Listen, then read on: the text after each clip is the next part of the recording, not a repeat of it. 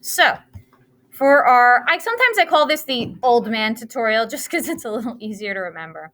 Um, I am going to provide you with this lovely picture of an old man who's got a lot of wrinkles on his face. And the goal is that we are going to turn back time a little bit and make him a little bit younger. Not a lot, but just enough. So if you had to take a look and a guess at this left-hand picture, how old would you maybe guess this guy is? 70s, 80s, okay.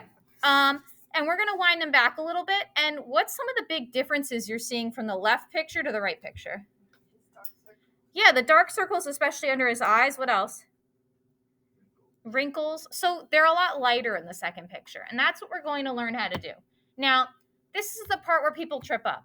You want to make sure we're only winding back time by maybe 10 years, just a tad. So, does he still have wrinkles in this right hand picture? Absolutely, right? They're just not as defined.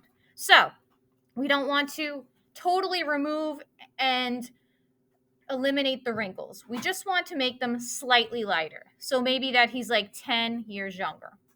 So, at the end of the project, when you hand everything in, when I grade them, I'm going to look at my after photo and I'm going to compare how closely it looks to your after photo. That's the goal. So it's actually pretty cool. Now, we're going to learn how to use a different type of tool we've never done before. And you may use this tool a lot in the upcoming projects, or you may never touch it. It's totally fine. It's just something that's good to know.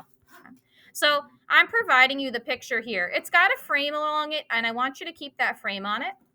So whenever I need that photo, I'll hit my three dots, open in a new window, and I'm going to download it. And I'm going to drag it into Photoshop. I can just drag it here. I don't even need to open up a canvas. And there it is. I zoomed in a little bit so we can see our before picture. So that's step number 1 for us. Step number 2, we need to start finding our healing brush. So that's going to be this guy here. It's a Band-Aid, and you're going to see 2 that have a Band-Aid here. It's the one without the spot. So I'm going to show you on here. Healing brush icon. The big old Band-Aid. That's what we're looking for. We don't want the one with the spot. So we're going to find that icon on the left-hand side here. Just the plain old Band-Aid, okay? Then we're going in, and we're going to create a new layer on top of the old man. So it's just a little plus sign in my layers panel, big blank layer. Okay?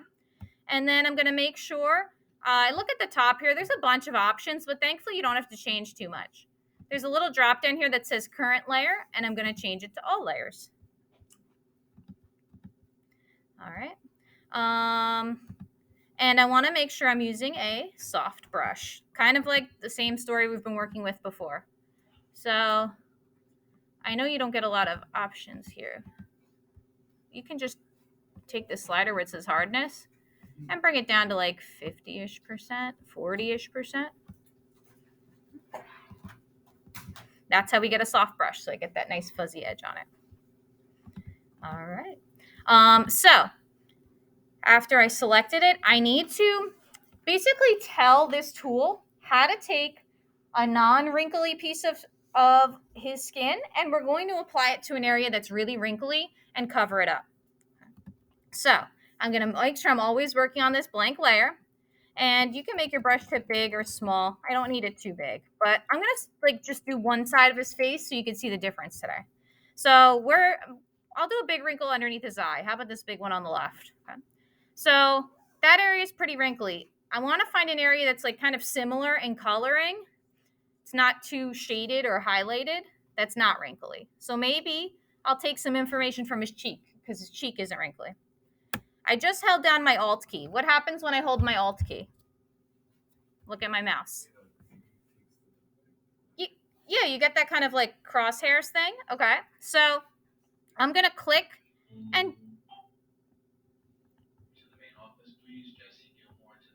I'm going to click and drag from the left to the right, holding my Alt key, and I'm going to let go. And you'll notice now when I look at my brush tip, it picked up some of that skin, and I'm going to apply it over here. I'm telling you right now, when I apply it, it's going to look a little funny. Now, if I keep going, what happens here? Yeah, it kind of picked up that green background. So I'm going to do it in a little piece. I'll do it to like there. You can see that little arrow underneath it.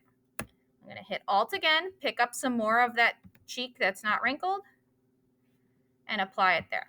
Now, is it looking beautiful now? Definitely not.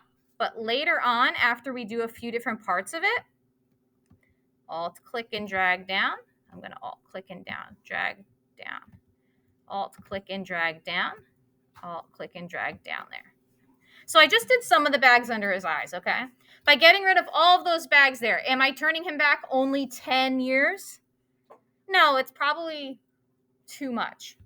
So we'll pretend I did that whole left side of his eye, and I'm going to use my opacity slider in the layer panel to bring back some of his wrinkles. So my opacity slider is right here. And then maybe I'll go to like 60%. So what do you notice from left wrinkle to right wrinkle? Definitely lighter, right? Not so shadowy and dark and intense. So at the end of the project, I'm going to sit there with my project outline and try and make a good comparison and try and shoot for this to be as close to my after product as you possibly can. Okay. The trickiest part about this project is making sure that you take wrinkles from a non-wrinkly area, basically. So I'll use my Alt key. Maybe I'll go on a diagonal here, so I get this wrinkle on a diagonal there. If I wanted to get rid of maybe one of these forehead wrinkles here that's kind of vertical, I'm going to go Alt and click pull down, and then I'm just going to regular click pull down to cover it. Remember, if something shows up really horribly and awfully, you could always go back and change it in your little history panel here, okay? So your goal for today is to cover up the wrinkles. Like we said before, not every wrinkle is going to go away. So it looks like, especially around his like mouth area, we don't have to do too much there. It's really more of all those little baby wrinkles around his eyes and his little crow's feet, maybe around the unibrow area, for lack of a better term. Okay. One last thing when we're done, after we adjust the opacity, is this is called a layer blend here. It's a little drop down. And if I change it to, as you can see, some of them are really crazy. But if you change it to lighten, it just blends in a little bit more. It's not a huge difference, but it helps just a tad to make it look a little bit more cohesive. Okay. So do you have any questions so far about what we're trying to do? No. Okay.